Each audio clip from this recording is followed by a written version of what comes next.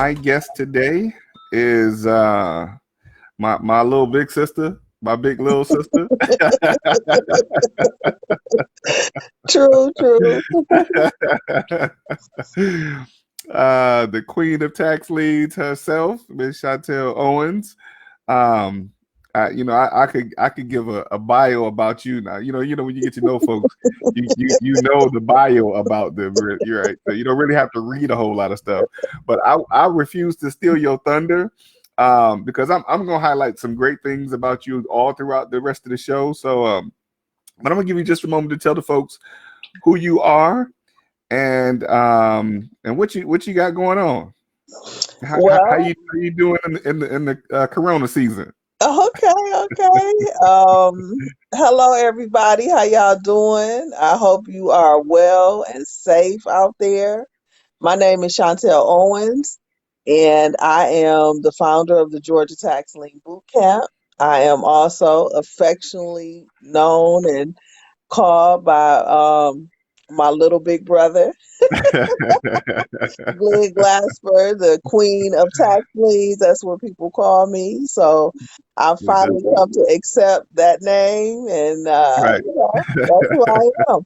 I am a tax lien investor, I should say, former tax lien investor. I haven't invested in tax liens in about 2 years, but I did that for over 10 years, and now I teach other people how to invest in tax liens to create wealth for them and for future generations. So that's pretty much who I am in a nutshell in terms of business.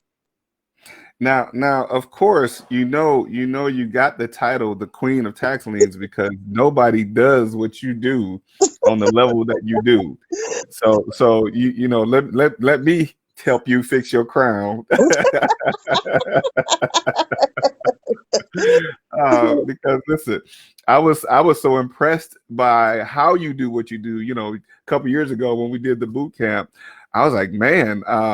Although I was helping organize the class, I'm like, I should have been a student and not been working during this time. Yeah. But listen, I know you've been doing some amazing things. You said you don't invest in tax liens anymore. Um, why don't you invest in tax liens anymore? When you So, get so good at stuff, now you got to run for president because you've done everything else already. well, you know what, Glenn? I think sometimes when we get in this business, we forget why we got into this business. And for me, Wow. I think the only reason why I didn't forget why I got into real estate is because, unlike most people that I know in real estate, I don't really love real estate, to be honest with you. Mm-hmm. I've just was good at doing it, was able to, you know, Uh-oh, where did you go? I lost you. You about to give us some real good stuff. You got to come back because what you're saying is spot on with what a lot of people are thinking, but don't really want to say it. So we really need to hear this. So uh, we gonna hang on for a second. Um, okay, there we go. Yeah, let me bring you back up. Hold on a second. Okay, there you go. There you all go. right. So, I don't know what happened, but okay, I'm back. I'm here. I'm Okay. not going anywhere. Now, I'm just telling the folks. I said, you saying something that I think a lot of people don't really tell the truth about, even if it's not to everyone else. A lot of people don't tell that truth to themselves, right? When you Mhm. say you don't love real estate, I think, and I even say for myself, I have a passion for real estate. I have a passion for real estate because I know what it ultimately can do. When you have assets and things like that, you build generational wealth and all those things are great.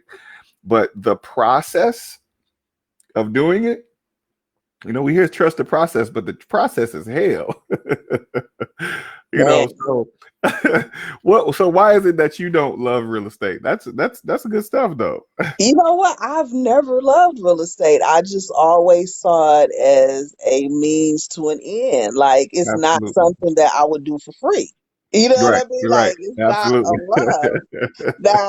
Now that being said, I think people do sometimes mistake that for, you know, am I expert in real estate? Yes. Do I do this well? Yes. Do I know what I'm Mhm. doing? Yes. Have Mhm. I Mhm. made significant money? Yes. But all that being said, it's not something I love to do. I don't, when I wake, like now, there is a sense of pride and accomplishment, but it's Mhm. just not something that moves me, and Yeah. so from that standpoint, the end goal was always to create, a comfortable lifestyle, create, wealth that I could pass on to my Mhm. children and, move on to other things that I want to do in life. And so that's what I've done. I do have a passion for teaching. I love teaching, and it is something I would do for free. So Mhm. I'm more in my space with teaching than I am in the actual real estate investing, So, um, that being said, I do believe there's going to be some tremendous opportunities coming up because of the coronavirus. So, Mhm. that being Mhm. said, I might jump back in there,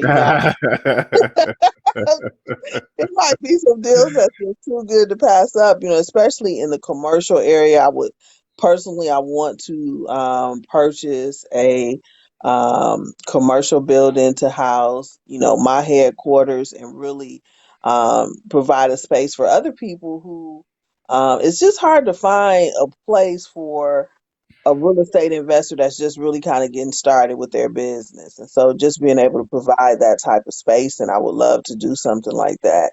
So, that's kind of the reason um I'm not investing now, is I'm more focused on other things. Listen, you know what? That's the show right there. Like that, you really dropped the mic on that. And I'm 26, like I got into real estate investing in my 20s. So Yeah, I'm just tired of it. It's just I like I mastered it. I'm done. Let me find something else. and that I think that's the thing that so many of us that do this, we we allow it to become a weight on us, right? Hmm. When we don't set the boundaries for ourselves in talking about, like, is this something that I really want to work hard? Like for me, a couple years ago, I was like, you know what? I don't want to work this hard anymore. I'm like, I've been Hmm. doing this for 20 years. I don't want to work this hard. I mean, because in some areas it is hard work, right? Now I've gotten to a bit more automated and more, things that I do that are automated that do the work for me. But Yes, which is a so standing joke between you and I, because every time all the we see time, each other, right? I think we were both doing this at the same time at one yes, and I'm still doing it. Oh my goodness. point. So, and and how it happened for me, again, I got to thank you because we were definitely having this conversation many times about building a team and things like that. And teams are very important, but I got Yeah. to say, the teams that I've had, so were really good people. But for the consistency and the work ethic that I like to see, that and that didn't happen the way I'd like to have seen it. That forced me into putting these things into a better system so that they can Mhm. run themselves. So thank you for the folks that didn't have the work ethic that I have. But I mean, you're right. It's the work, because of the work that we put in and the time that we put in, and it's like it's a never ending cycle, because you're you're you're marketing what you do and what you know how to do it, and then you have to do it, and then there's an expectation that you have to do it all your life. You know what I mean? Like, I mean, when somebody stops practicing medicine, they're still doctor so and such, right? Mhm. Mhm. you know Yeah. so I get it. I believe me, I get it. Yeah. Especially in my fix and flip era, I said, you know what, I'm tired of this. I don't want to work this hard anymore. So like Mhm. many other investors, some I really know well that have gone back to I'm sorry. oh, that's right. You, Look, I'm, my I'm looking, makeshift stand failed. okay. I'm looking closely like, where did she go?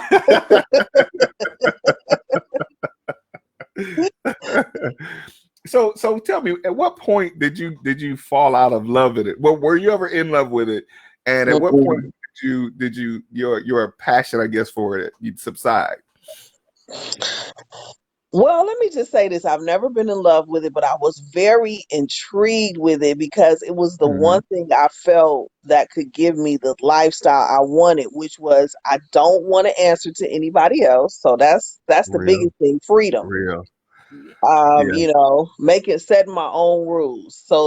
And it could also provide significant wealth. So those two gave me the opportunity to take the trade off for not loving it, right? So, right, right. Yeah, and I was good at it. So, yeah, I'm like, okay, I can deal with this. And then over time, it just, one thing led to another thing. And so I just found myself in it for 20 years. So, yeah. then,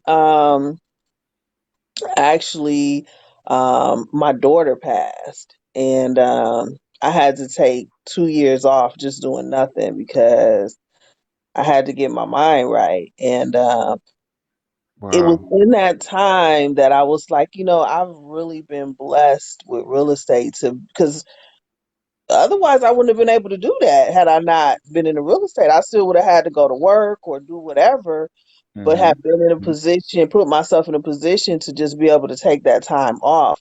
And it was during that time that I was traveling and doing other things, and I just realized like I'm doing this all by myself. There's nobody else that could live this way. Like my friends couldn't go for long periods of time, or they couldn't afford to, or if they could afford to, they couldn't take the time off, or just so many other things. And I was just like, wow, And at that time, I didn't know anybody else in real estate. I wasn't part of a RIA. Didn't have a group of people that were doing the same thing. So I was just like, this is a lonely lifestyle.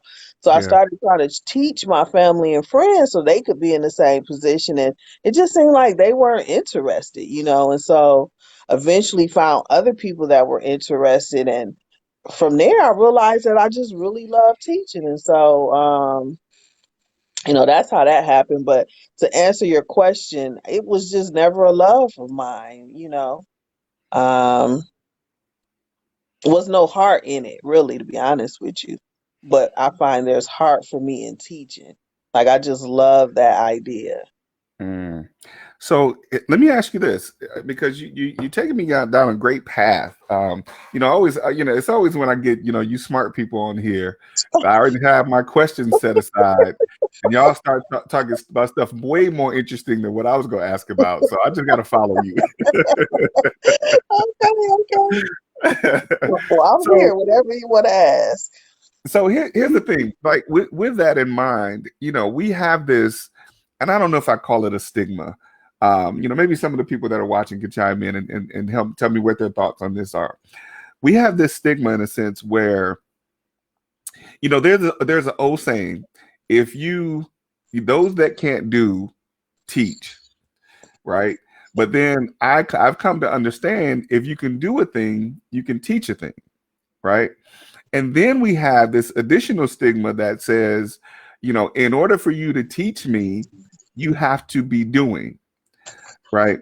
I have my own philosophy about a lot of those different things. What would you say your philosophy is on that? Like, what did you say? Because you have a passion for teaching, and I know you know what you're doing, right? So what do you say to the student that says, well, Chantelle, okay, you've done it for 20 years and you're not doing it anymore. What can you teach me?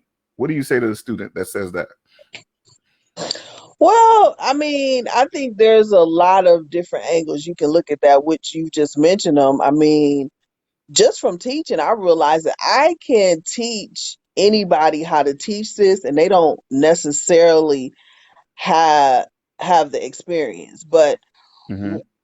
And then I've had somebody tell me, it was somebody who wants to teach tax liens, and they kind of wanted us to partner, and then they kind of made a smart comment to me like, once I take your course, I'll be able to teach it anyway. And I Hmm. just thought that was the funniest thing ever, Hmm. because yes, you can teach the course, but you won't be able to answer the questions.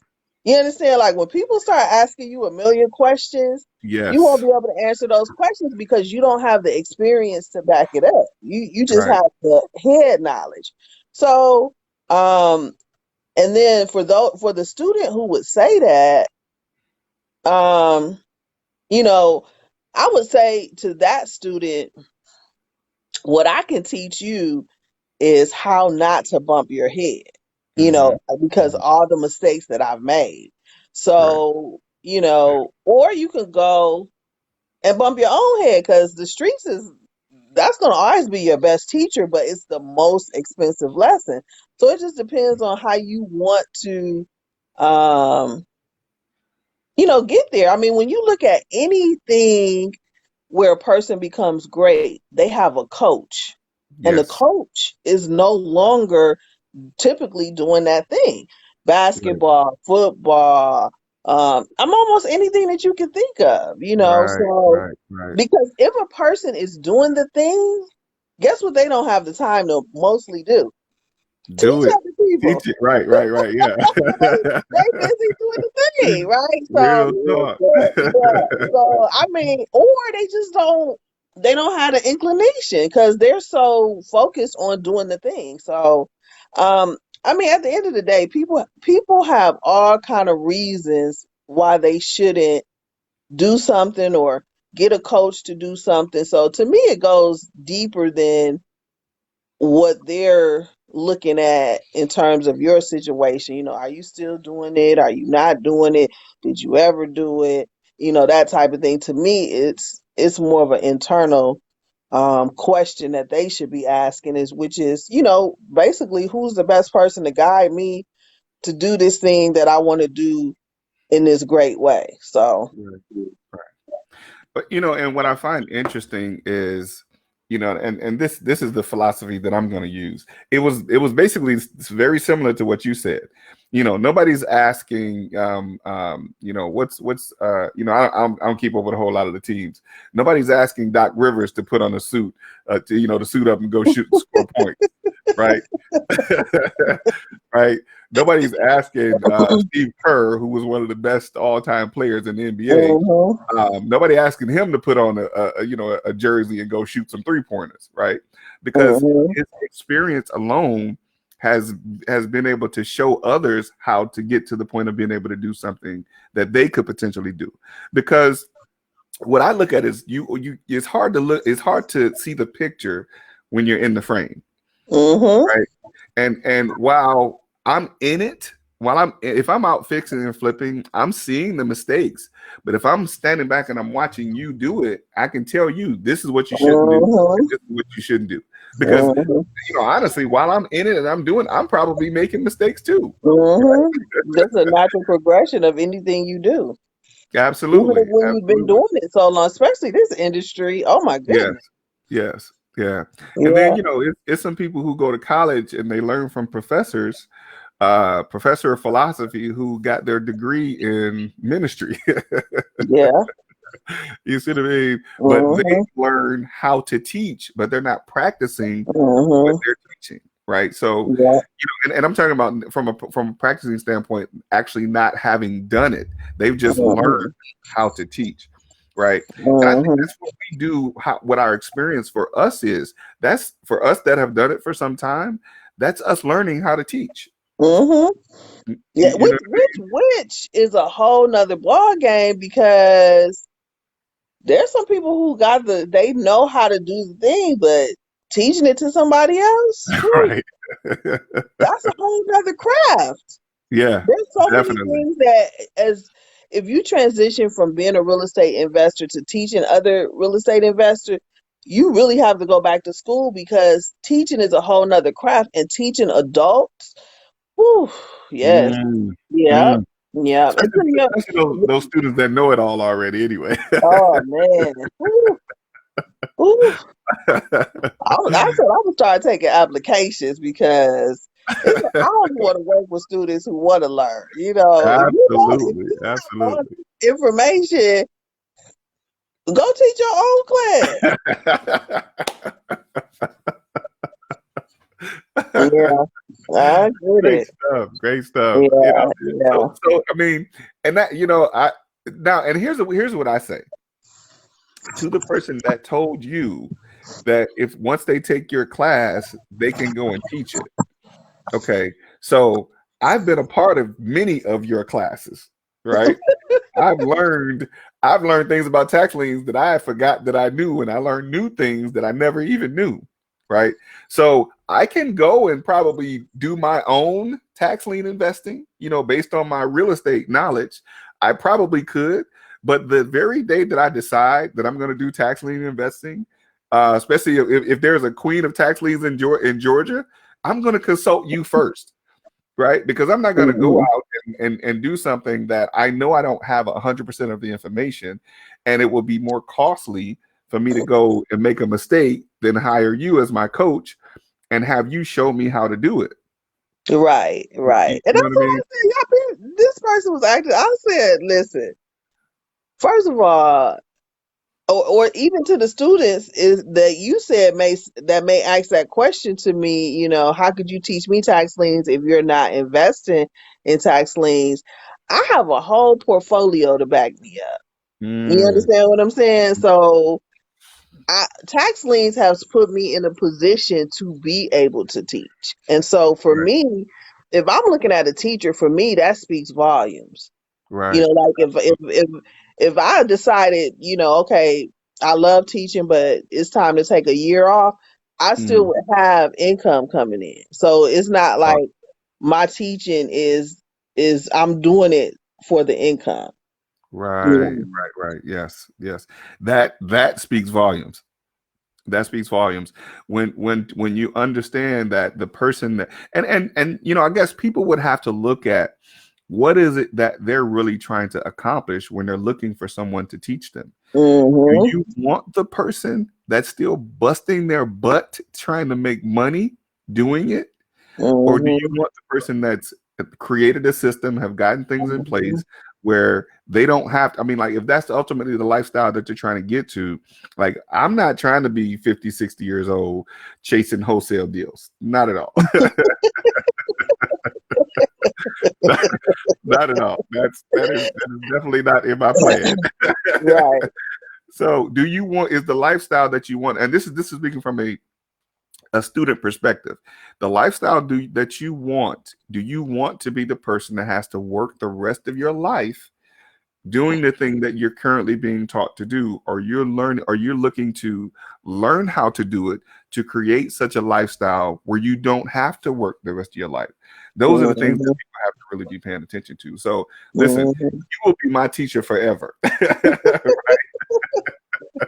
Now, I might be teaching you from the beach, but okay, that's Listen, hey, cool. look, as long as you accept my phone call and you'll teach me from the beach, I'll take that. Right. especially especially from the standpoint of that's what I'm looking to accomplish. You know what I mean? If that's the ultimate thing that I want to do, I want to learn from somebody who's done that. You want Hmm. to be that you know how to do it. Your lifestyle is the one that I want, and that tells me that you know how to do it, right? Right. Obviously, you didn't get somebody didn't come down from space and just give you, the knowledge and Woo, zap it I wish it would have happened like that.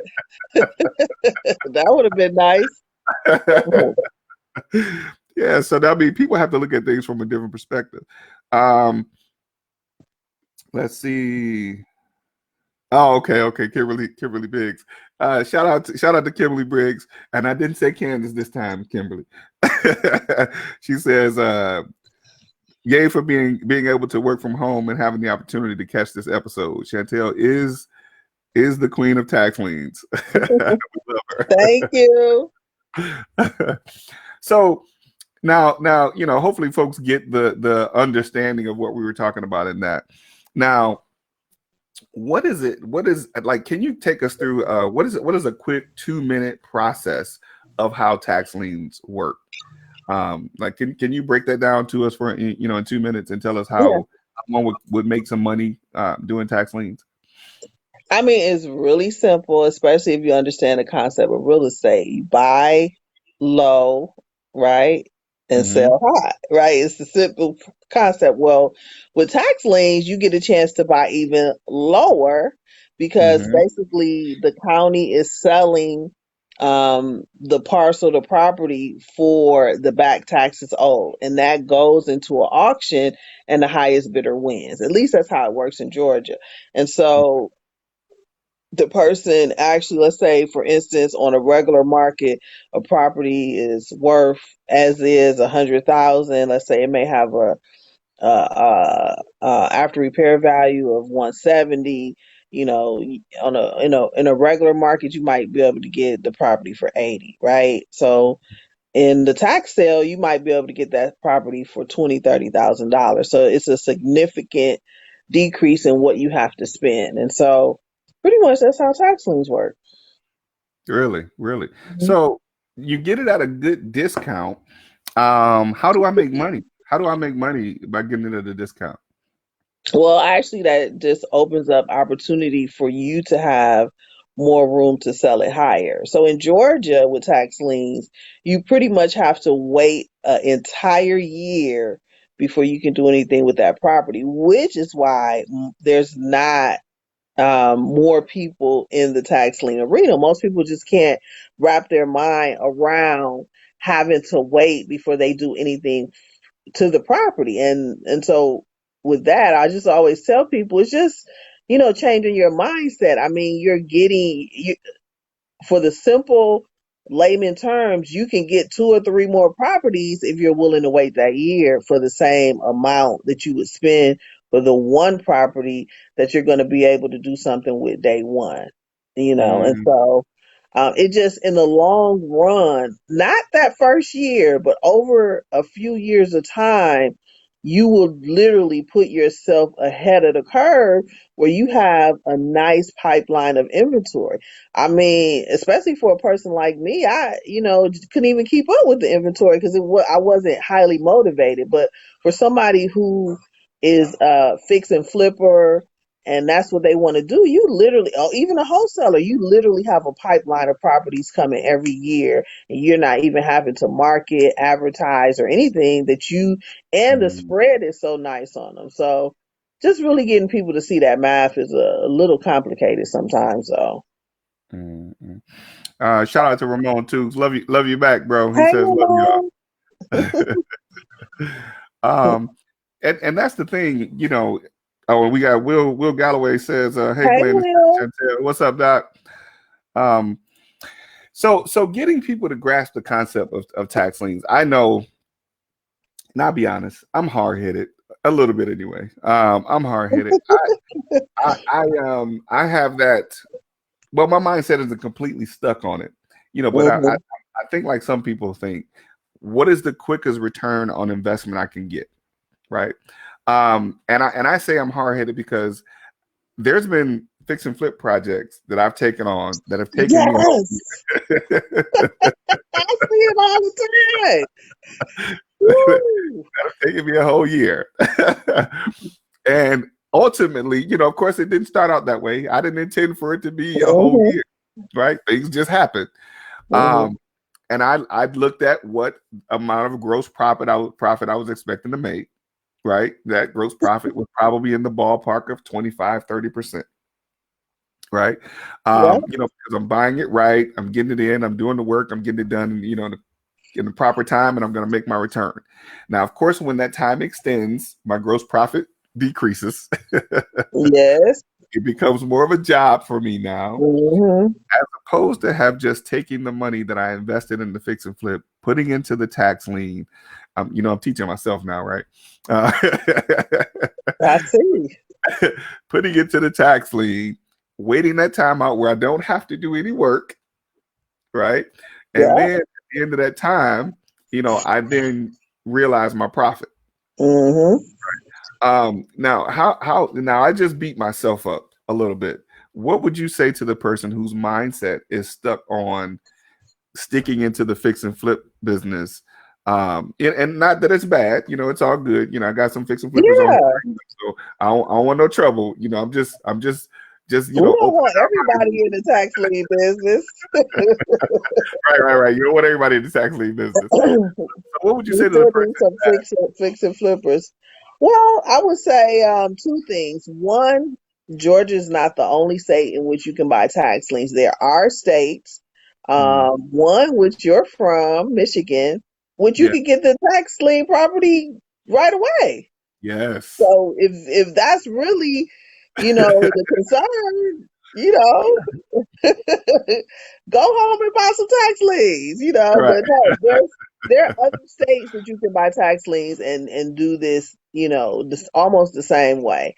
And then Mhm. yeah, we have a student, she Monica, she bought a property in Michigan. She took our class, learned the basics of how to do the research, went to Michigan, um, went to do the due diligence in Michigan, came back home, got online, and purchased two properties in Michigan. One in particular, she purchased for $4,500, and it has an ARV of 271. Now Mhm. she's already started. She bought that property in October, and her rehab is almost done. Mm. Wow. So I mean, that's one I would say, and two, if even if you wanted to invest in Georgia, just sit down and do the math, which is okay. Let's say I start year one. Let's say year one was 2018. I purchased three properties, and then in 2019 I'm still purchasing properties, right? So I purchased only three now, Mhm. and I go into 2019 and I'm still purchasing another three. But those first three from 2018, they're ready now. So I'm working in those projects and I purchase another three. So Mhm. now in 2020, I am those first three, I've either sold them or I'm renting them out. Now my second three are ready and I'm still purchasing. So it's Mhm. really only that first year that you feel the year wait. And if you're already a fix and flipper or wholesaler, you could just be doing what you're already doing. And that third year, let's say if I was a buy and hold, now I have six properties that are being rented out. So Mhm. and And what's the mortgages on those? zero. That's the beauty. You literally can use your money that's in your checking or savings to buy tax liens. I mean, a lot of people get stuck because they go to an auction and they see a property go for 70, 80,000, and they think that that's what all properties go for. It's just not the case. You just have to be in it to win it. You have to consistently go, and then you're going to start catching properties for 5,000, 8,000, 10,000. Mhm. And you don't have a mortgage on it. So, um, you know, um, but what I've learned as a teacher is that, you know, the people who don't have the correct mindset, I can't teach them. So Mhm. you have to come with that mindset. I can guide you towards it, but ultimately you just have to have that mindset. It may take some people a little bit longer to get there. Man, I can't tell you how many you know, fix and flipper, wholesale, colleagues, friends of mine who I've been telling this to for years, and they're now just finally saying, you know what?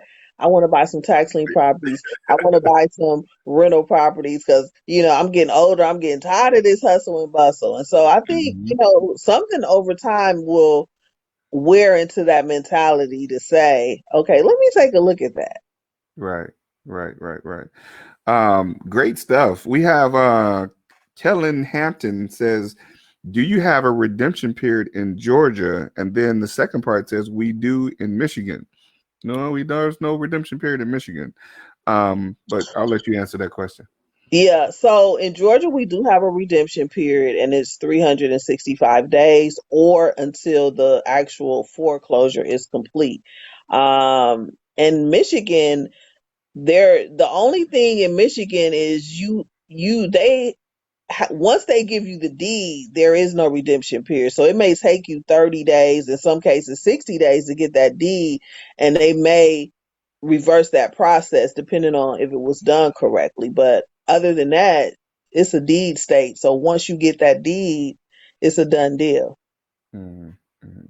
So I think the understanding about what there being a redemption period in Michigan is that the person can realize that they can, just, I guess it's like any state, they can pay those taxes at any time. Uh, Mm-hmm. but if somebody's already got the deed, like you said, that's pretty much the end of that situation. Mm-hmm. Mm. All right, good stuff, good stuff. We have. Oh no, she's replying to Ramon. Yeah, I thought she was replying. Kimberly, you can't be talking to anybody else on our show. You talk to us. No, I'm just kidding. So, in knowing all the great things there is to know about tax liens, and how do tax liens fare in the midst of this whole pandemic situation that's going on? Are people still able to buy tax liens right now? Let's say in Georgia right now, there is one county who has taken their auction online, and I'm sorry I don't remember it off the top of my head right now. But one of my students told me about that. Because in Georgia, by law, the tax sale has to take place on the courthouse steps. Hmm. So this is something that's extreme. So there is one county that has moved online, and so they probably had to, have some type of local ordinance to get that done. But I'm feeling like that may be something that a lot of counties are looking at doing it, because most of the counties had to cancel their tax sales for April Hmm. because of the coronaviruses. I mean, you can't gather more than 10, Right, so you right. can't really, and you got to have social distancing. So that just kind of wipes that out. So I'm definitely um, thinking that they will, start to move that online. But, Georgia is Georgia. So who knows, especially, with the state opening back up, some counties may decide to wait. But I'm hoping that they will move towards an online position, because it just makes sense in this day and time. It's just we need to look the legislature and say, you can have auctions inside, you can have auctions online. Mm. Maybe they can have the auctions at the hair salons now. Oh, how about the tattoo parlor?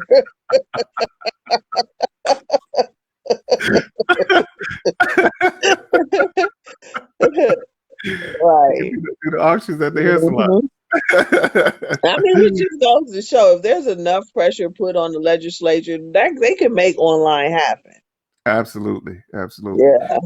And the other thing too, this is all off topic. I wonder, how this is probably going to be an Airbnb person's question, but why, if they're canceling that, will they allow Airbnbs to go back into place now? So I'm curious about that. Well, I mean, to me, it's all political. So, who was, Yeah. the reason why the state is opening back up, it was clearly stated when he decided to open it back up, is hospitals are like, we're losing too much money, which big Mm, businesses are losing money, millions, mhm, billions in some cases. And so, for short-term rentals, that's really political, because you have the hotel industry that really don't want short-term rentals to be a viable business anyway. So, mhm, this is just an opportunity for them to keep that pressure, you mhm. know, on the governor to say, no short-term rentals right now. So, but there is power that people have. So to me, it's just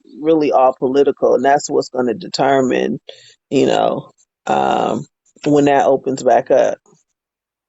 Interesting, interesting. I like that answer. So we're gonna have to start campaigning for you. What office are you running for? I'll vote for you. Oh no, see, that's not happening. I cannot.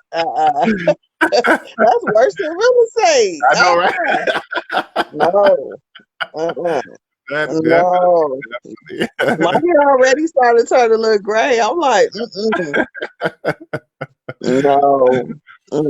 And what I am Um, looking forward to doing is finding watching some of these prices go down so I could buy a beachfront condo because that's really my ultimate dream. And so okay. that's what I'm looking at right now.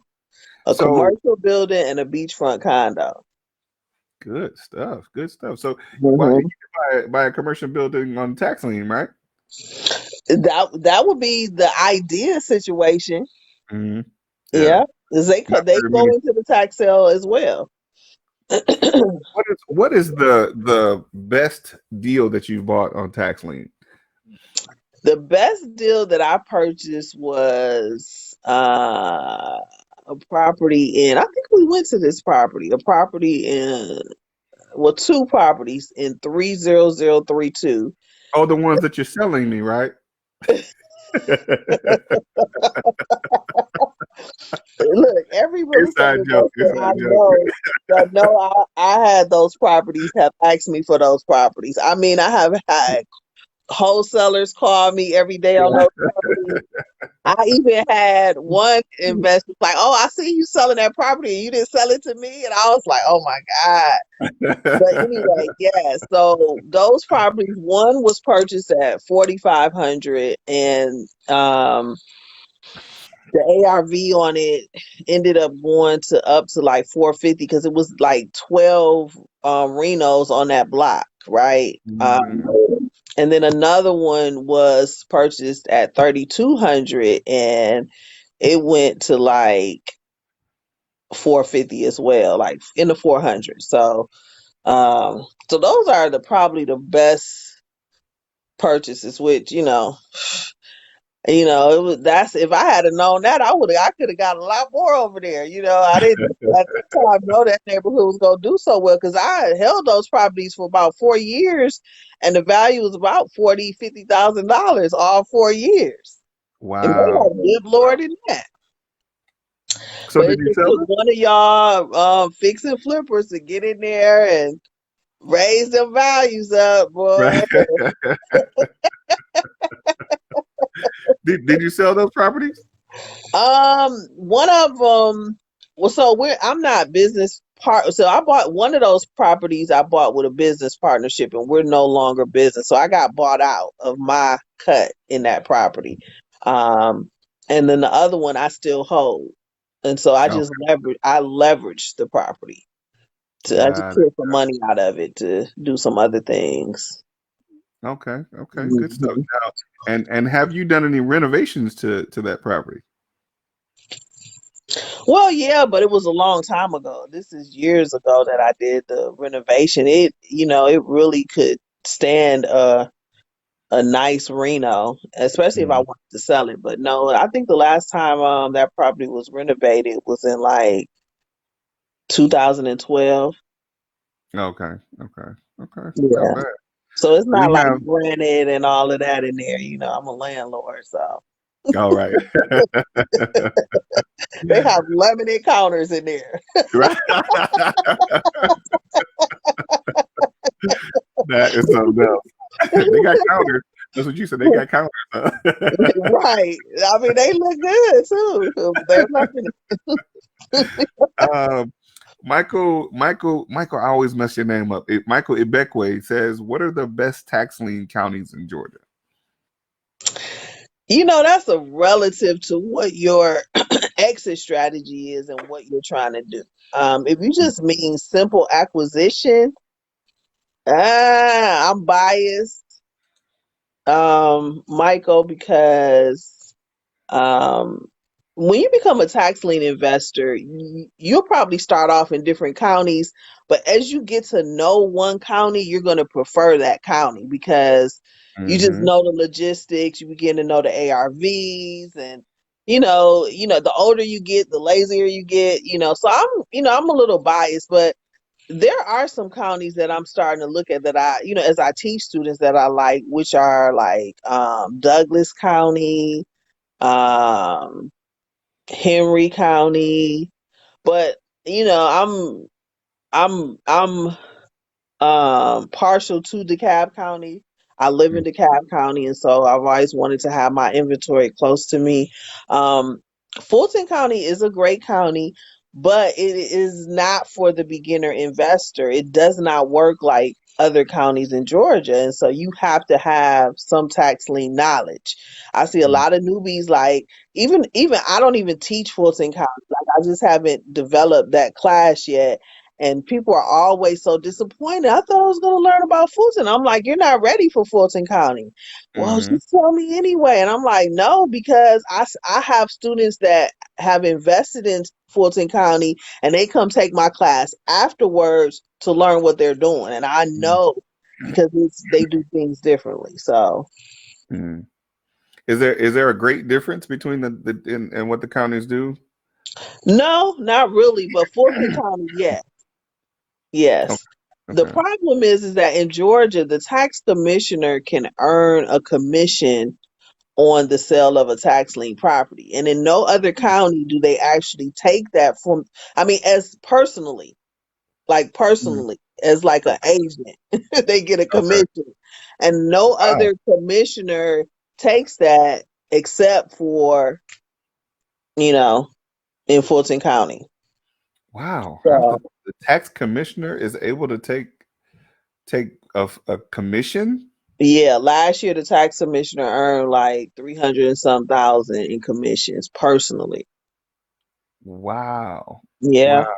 So is that aside from the salary that they get already? Yes. How is that? I'm in the That's the wrong way business. I need to that's the become way a tax they commissioner. made their local ordinance for their tax commissioner. The county made that as their ordinance. Cause see, here's the thing: the tax commissioner pulls in the most money. Like that's the employee that pulls in the money for the county, All right. Okay. Okay. right? Right. Because the county budget is comes from property taxes and Mm, then delinquent property taxes. That's makes up most of the budget. So if you want to incentivize the person to really pull it in, which he mhm. cleaned up Fulton County, I'm not saying I agree or disagree with that practice. I'm just saying that he cleaned the county up because he had an incentive to do so in Wow. terms of back taxes. Wow. Yeah.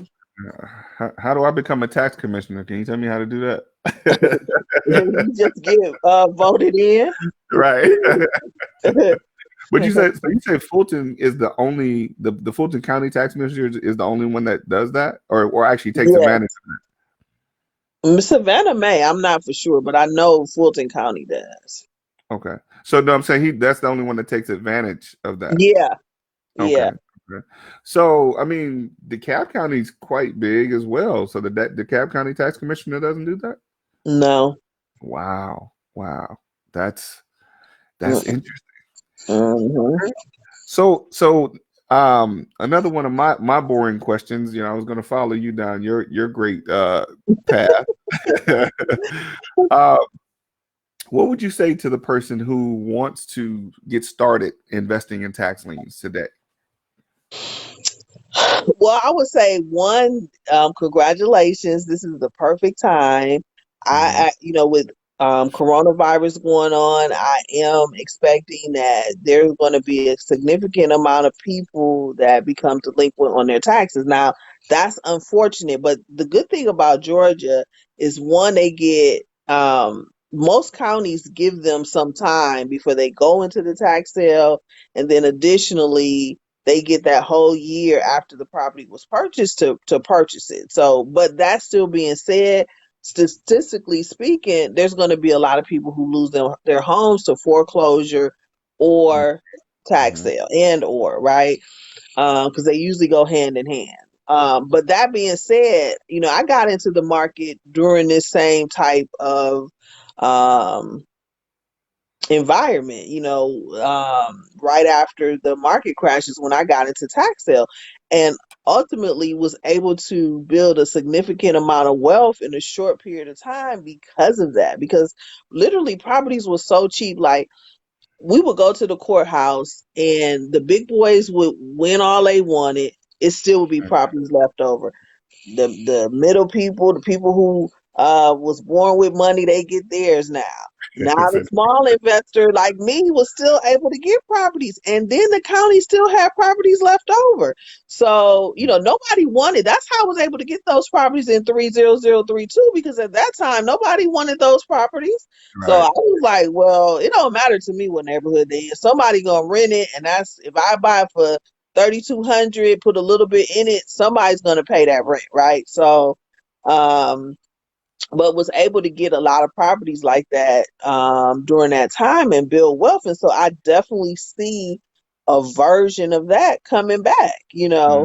Uh, and my advice to a person would just be able to put yourself in a position, one, monetarily, just, keep your liquid funds next to you, and two, invest in your education. Don't use this as a time to go out there and try to figure things out on your own. You know, get you a coach, invest in education to really learn how to do tax liens, because tax liens, a lot of it is legalese, learning how things work. And if you don't, I have seen so many people lose their shirt. And then the other half is knowing what you're actually purchasing, because tax liens doesn't work like a lot of other real estate where, if you go look at this house, this is the house that you're buying. No, you can buy some things that you think that that's the house, but it's not. It's a piece Mm-hmm. of land that's next to the house. Wow. So just Wow. learning how to do that research. So really just invest in your education and get your money right, and you'll be in a nice position when these floodgates open up, because it's going to take a little bit of time. But, I'm definitely feeling like by the end of this year, there's going to be a significant change in the inventory and tax lien. So, Mm. um, and I would love to be the one to teach you how to do tax liens. Of I course, of love course. doing that. So, oh, that's another thing I need to do. So, what now? You told us what was the worst.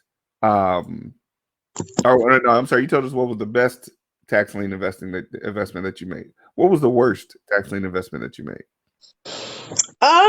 I've actually purchased a piece of property that I could not really do anything with. The same scenario that I was just saying, when you use the GPS and it takes you to a property and you see this nice property, you walk around it and you go to auction and think that that's the property that you're bidding on. And then, after you win and, you learn a thing or two and you realize it's not that property at all.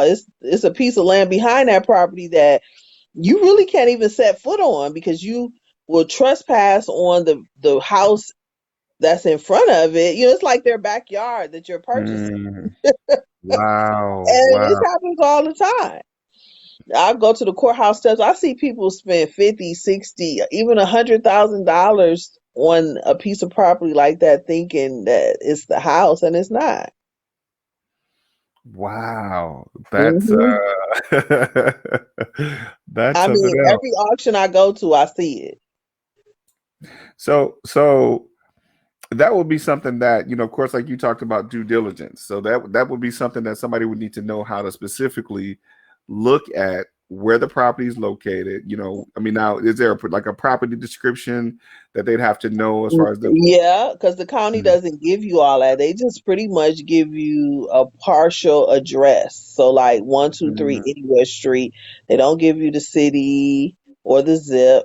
And so you have to look that information up. But even parcels that can't be used have addresses. And they a lot of times are similar to the address, that's in, let's say, Google Maps. And mm. Google Maps doesn't make a difference between those. And so a lot of people end up getting caught up. Wow, wow. Um, Now Michael has another question, and I'm not sure this is one that's relative. Uh, well, let me look at the other one. If you do you think? Okay, so I'm gonna. He asked Am I another question. single? Yes.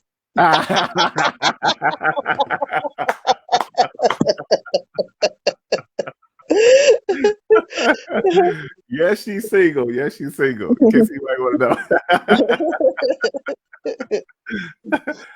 but you gotta want to invest in tax liens if you're gonna call it up. No, that ain't true. I'm Now. just I'm just talking stuff. I might prefer you don't. No, Right, I shoot. know, right? Good stuff. Good stuff. um, in your opinion, do you think tax liens auctions is better than the foreclosure auctions? Why or why not?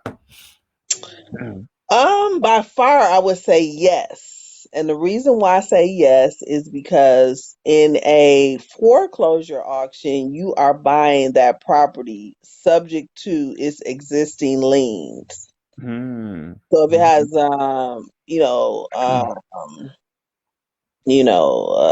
a IRS mortgage, a utility IRS lien, a utility lien, HOA lien, those liens survive the foreclosure.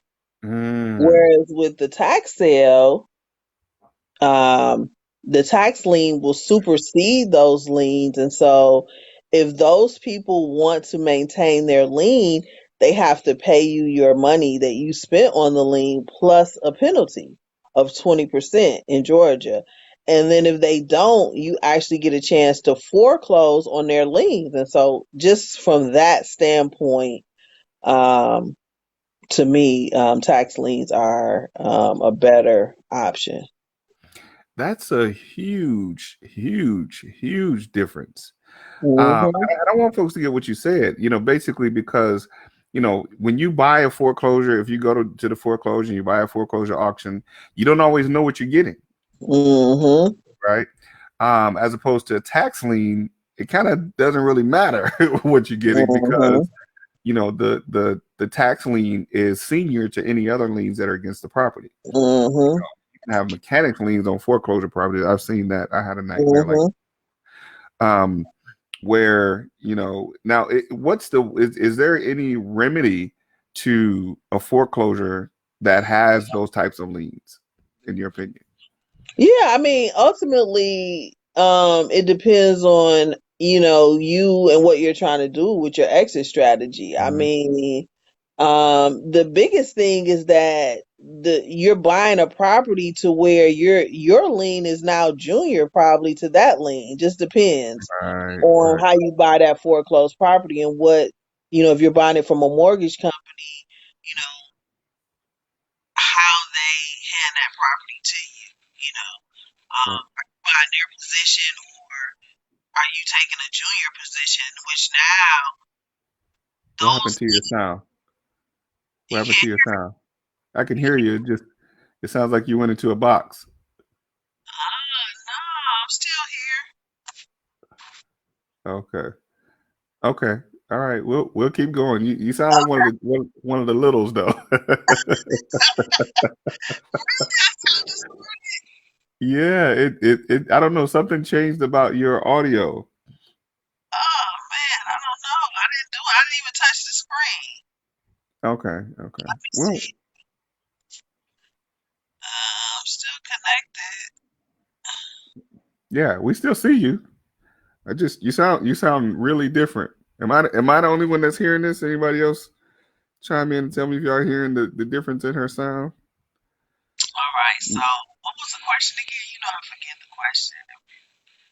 Um, I think you answered the one we were talking about. Oh no, the the remedies for foreclosure liens. Yeah. So if you take the junior position, then now those liens that were already on there are senior and they can foreclose on you. So if they want Mm, mm. money, so you have to be very careful. But if you have the senior position, um, there's really no remedy that I know only to settle with them, or if you're gonna hold the property, then who cares if it's a lien on it? Right, right, exactly, pretty much. So that's the idea of buying it right. Uh, so in the process of buying a tax lien, if there are other liens, you said you can foreclose on those liens. Um, I mean, what would you say has to be done? I know the words that I want to use, but I don't want to give it away. So I'm gonna let you answer the question. So what's the process of getting those liens removed? uh, from a property that you buy on tax lien? Well, it's twofold. One, you have to first foreclose on the properties, which is, a foreclosure of the right to redeem, or what some people call a barment. That's mostly what it's known if you're a tax lien investor is the barment.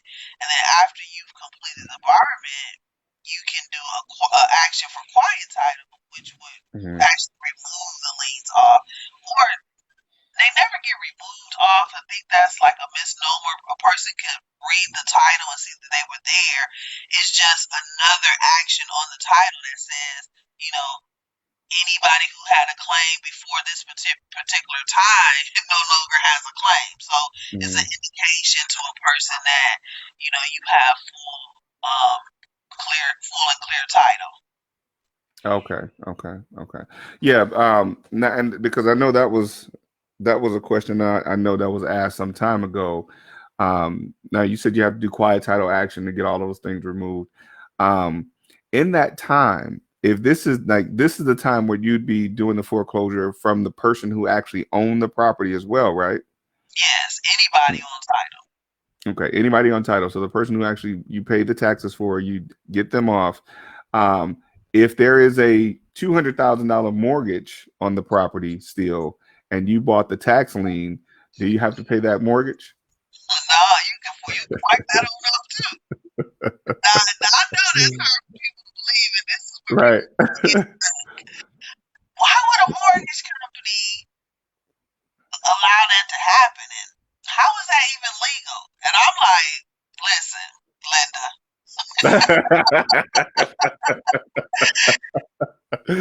It happens.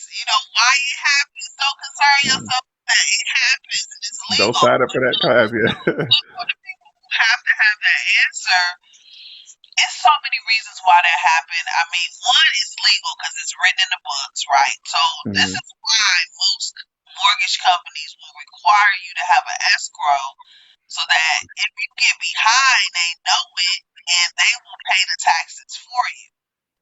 Because they don't want to. The only reason why they do that is that they don't want to lose their first loan position, so they're just protecting their investment. That's why they require it. But what happens is sometimes mortgage companies, they're so big, there's a lot of bureaucracy. They may not know that a property went into the tax sale. They may have even paid the tax bill. Let's say the tax bill was. Let's say that the county sent them a tax bill that said $1,900, and then later the county fixed the bill and it should have been $1,980. Well, guess what? The county won't put that property in the tax sale for those $80. So that can happen. A lot of properties don't even have a mortgage on it. It may be a mortgage that the amortization schedule is they only have 5 years left, so they've already made all their money. They we don't care if the property goes. It may be a property that is upside down, and they don't feel like the process of obtaining an attorney and getting that property back is worth it.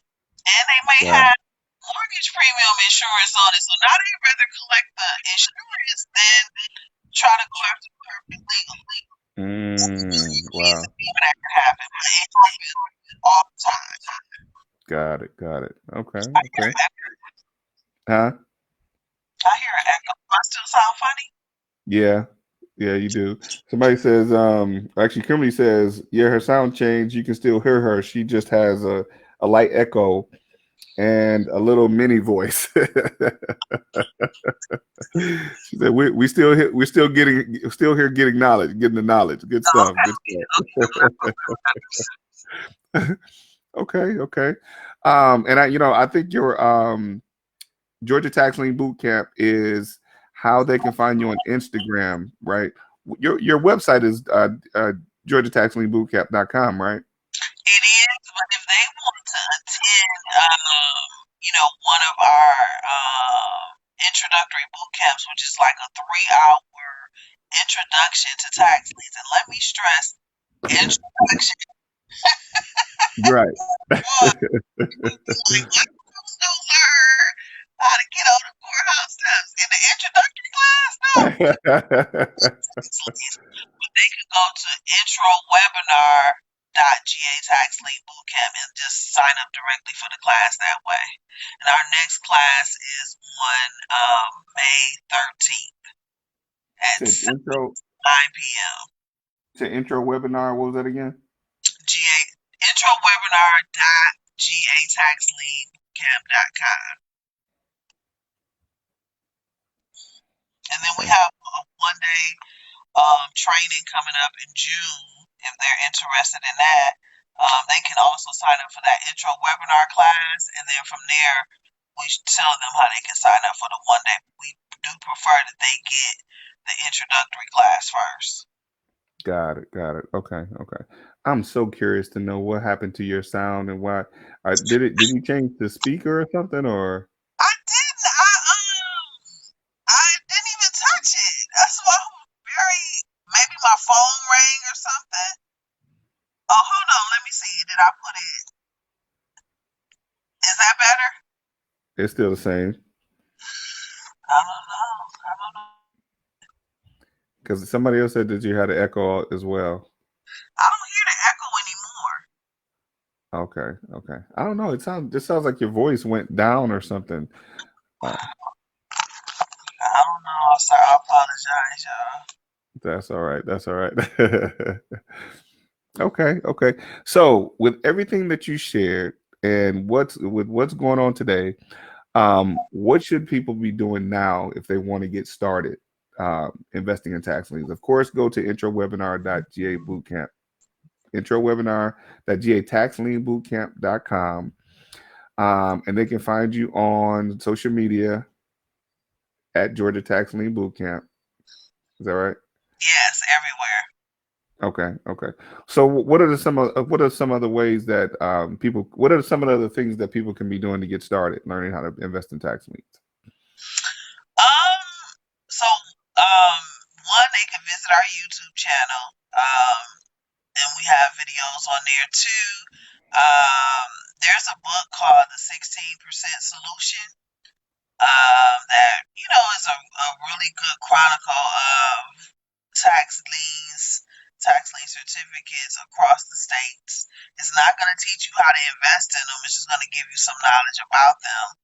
Um, and then ultimately coming to see us at the Georgia Tax Lien Bootcamp. I mean, this is what we specialize in, and not only the tax lien information, but how to teach it so that students effectively understand how to use the information to go and invest in tax liens. So just prepare yourself with education, and then also just really, if you have a retirement account or if you have some funds, or even if you get your credit together and you can use the secure funding that Lien provides, um, that could be a great avenue as well.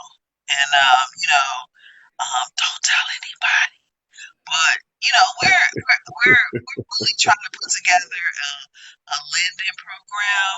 So just that, and just considering some other stuff. I'm brainstorming how we can do a tax lien fund. Just trying to research to see how we can do that. So just really trying to give people as many ways as possible to get started with tax lien investing, so that they could, create wealth for their family and generations to come. That really is our mission, to help Good us out stuff. with families. Great stuff. Great stuff. So, would you partner with someone? So, if I wanted to get invested, I want to just give you money to invest in tax liens for me, would you do that? And how would that process look? Yeah, currently I'm not set up to do that. I'm not currently set up to just take your money and be accountable for it. So, so we are actually, that is on our roadmap. We just had our annual meeting at Georgia Tax Lien Bootcamp, and we put that on our roadmap. So we literally are looking to be able to do that by the end of the year. When we take your money, there's a portal. You can see what's going on with your money. That's 100%. Everything is, goes through an audit process, because otherwise I don't want to take people's money and like commingling with my money, you know. Okay. So so Yeah. just building the process behind that, yes, we are building that out. And basically that would just look like a regular joint venture, or we, you know, we're building out a process in which we would have a done for you process. So we don't joint venture with you. We just take your money and do the process for you. And then we're also setting up a coaching program, because right now we offer a boot camp, but some people do want a coaching program where they have a specialized coach that's walking them through, you know, a couple deals until they, you know, get that. So we're building out those things for, you know, we know people learn in different ways. So and then we're also building out a digital course as well, which is also expected to launch by the end of this year. And then I'm writing a book, so that should be launching. So any one of those ways, I think a person could really get started in tax lien investing. Great stuff. Great stuff. So, are you still doing? This is the other question I was going to ask about partnering. Are you still doing any proxy bidding for people? So yeah, And so tell that's people what that is. Tell people oh, what proxy bidding is. okay. Proxy bidding is a service by which, if you can't go to the courthouse steps, we'll go for you and bid in your place, or be your proxy and bid for you. So, yes, currently we're offering that service through our brokerage, Standard Consultant. Julia Standard is our in-house broker. She's on our Georgia Tax Lien Bootcamp team, and she offers proxy bidding services. But we are building that out as a program, you know. And but if you, you know, urgently need that, you can contact Julia, and she'll be able to help you out with that. Okay. Okay. What does that cost? Is there a cost associated with that? I mean, that's, they'd have to contact Julia, to be honest with you, to determine, because it really depends on what county they want to go to, you know, how many parcels is on that particular list. So it's more specialized than anything, you know. So Got it. they'd have Got to just contact her directly to see. it. Okay. Okay. And we'll get Julia's. Or do you have Julia's information we can put on the screen?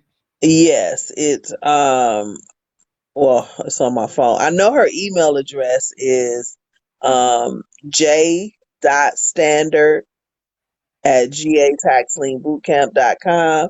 And Julie, are you on the, is she on the live? If you're on the live, you can put your information in here, or one of our team members is on the line. You guys can put that in there. I mean, I can't see the, for whatever reason, I don't see the comments. So Oh, okay. Are you okay? I'm not sure how.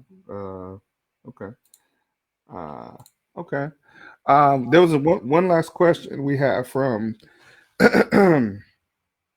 Morris Dabs. I want to make sure I'm saying that right. Morris Chantel, Day? I know, right? No, I'm just kidding, Morris. Does the process of acquiring tax liens and or tax deeds vary from Georgia and North Carolina? Yes, they are different. North Carolina is a deed state, whereas Georgia is a redeemable deed state, and so the processes are different. Okay. Can you tell us what that means? So, Deed versus redeemable deed? yes, so in a deed state, after you purchase the property, you typically get the deed and the property is yours. In a redeemable deed state, when you get the deed, you have to wait a specific period of time, and then you have to foreclose on anybody that has an interest in the property before the property can actually become yours. Got it. Good stuff. Good stuff. Listen, as I expected, you have given us some major insight and information on this whole tax lien process. And so I imagine you would say to folks, get your coins and your chips in order, because when we are able to, when outside opens again, as they say, or it's actually starting to open, but you know Right. some, some people Anyway, I'm gonna leave that alone. Some people ain't going outside. Right. I'm one of them. When outside opens again, for real, people should be prepared to look at the opportunities that will become available. Particularly in Georgia. Being that a lot of these properties in Georgia, I know, are going to, unfortunately, take a turn for the worst. Mm-hmm. This is just a matter of who's going to help those folks in those situations, and it looks like tax lien investing will certainly be the way to go. When helping people get out of those situations where they're not going to be able to redeem them, unfortunately. So listen, thank you, thank you, thank you again, thank you again. I know you could have been any place else where as you always are. Hey, listen, I'm in a class right now, and I forgot when I told you that I would come on here, but I'm a person of my word, so I had to let the class know. I'll be right back in an hour. Oh, So wait, yeah, you're in a class, or you're teaching the class right now? no, I'm taking a class. Oh, you're taking a class. Oh, okay. Yeah. Okay. Hmm. And Yeah. that's paramount to what we talk about all the time. You always be a student of what you do. Uh, Hmm. so that's good stuff. Good stuff. Can I Yeah, ask I'm you? taking a business strategy class, so Okay. Okay. yeah. Yeah, so listen, don't wait to have me on here so long again. I don't think I've been Fine. on this show in about 2 years. I got a little No, jealous. no, Everybody no. coming on this show two or Why, three times, and I ain't been on here. Chantel, why you calling me out in front of all these Yeah, people? that's what I do. Listen, but you're No. absolutely right. Now, only because I start seeing you hang out with, Michelle and Barack Obama and all these other folks. I figured, my little show was something you ain't had time for. Mm-mm. No matter where I go, I'm still the same. So I know that's right. I know that's right. But listen, that's why I love you, because I know you definitely keep it 100%. I'm from Milwaukee. Right. Look down the street from Detroit. Right. All right, Glenn, it's been fun. Listen, yes, it has. Thank you so much. Thank you so much. Don't forget that we still have the other thing that we got going on. Okay, let me know. Just let me know the I think date. that's going to be May 9th. It's just about done with, preparing for promotions. It's going to be May 9th, I think, from 11 to 1:30. Okay, what day is that on? A Wednesday? That's on a Saturday. On a Saturday. Okay. Yeah. All right. And I know you're gonna blow folks away when we do that as well. I got some more heavy hitters that are coming on. That's gonna be offering some great information. I guess I Okay. I can tell people about what it is. It's we're calling it the Real Estate Task Force. So those people who are watching CNN and NBC and all these other stations with the COVID-19 task force, I'm actually putting together a real estate task force. And it's going to be people who are talking about, things that are happening across the country in real estate investing, and some of the best ways to, prepare for what's going to be happening or what's going to come soon as a result of this current situation. So stay tuned for that. Or as I do what the grind guy always says, stay tuned. All right. You do that too. All right. Lady, thank you so much. Thank you so much. Get back to your class. I don't want to take you away from getting some of that knowledge that I'm going to get from you later. Okay. All right. Thank y'all. All right. It was nice hanging out with everybody. All right. Thank you for joining us. Thank you all for watching. This is the Real Life Real Estate Investing Show, where we talk about real life real estate situations, but we bring you real life real estate solutions. And y'all have a great day. Look forward to seeing you all next week.